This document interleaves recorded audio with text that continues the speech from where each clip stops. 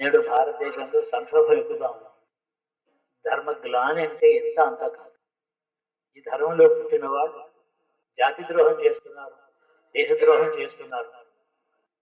అల్పులైనటువంటి పరాయి వాళ్ళని ఆశ్రయించి బతుకుతున్నారు. ఆత్మగౌరవహీనంతో బతుకుతున్నారు.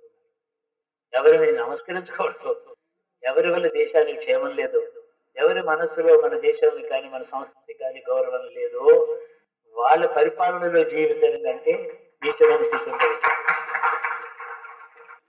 చుట్టూ పరిహారంగా చేసి స్తోత్రించి బతుకుతున్నాయి. ఇంత చేస్తే మంత్రి పదవో ఇంత డబ్బు, లేకపోతే 2G 4G అలాంటిది ఎందుకు పనికిరాదు?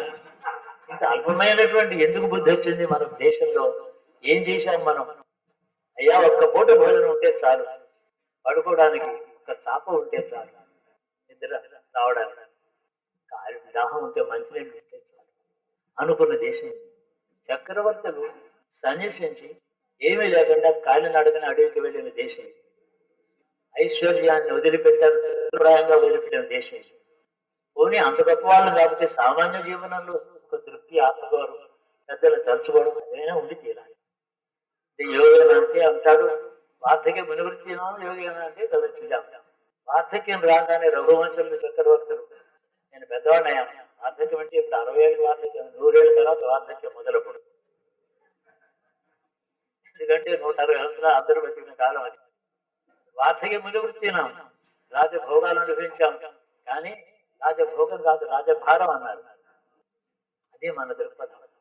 ఈ రాజ్యం ఎందుకున్నారు? భారం ఇది. అయినా నా భారం నువ్వు తీసుకో, వెళ్ళిపోతాను. వస్తే భార్య వస్తుంది, లేకపోతే లేదు. కాషాయ గుడ్డలు కట్టుకుని, నారగుడ్డలు కట్టుకుని చక్రవర్తులు పాదచారులై వెళ్ళిపోయిన దేశం, తపస్సు కోసం వెళ్ళిన దేశం. ఆ భారతదేశం ఎక్కడ? నేటి భారతం ఏమిటి? ప్రజలు పేదలు, కోట్ల కొద్ది ప్రజలు పడుకోవడానికి, నిద్రలు పోవడానికి ఇల్లు లేకుండా ఉండే ఈ దేశంలో నెల లక్షల కోట్లు సంపాదించడానికి అజ్ఞానం. కాబట్టి నేను ఒకటే, ప్రతి శైవుడు పరమేశ్వరుణ్ణి మన సాంప్రదాయ రక్షణకే ప్రార్థించాలి. అందులో మన రుణం తీరుతుంది.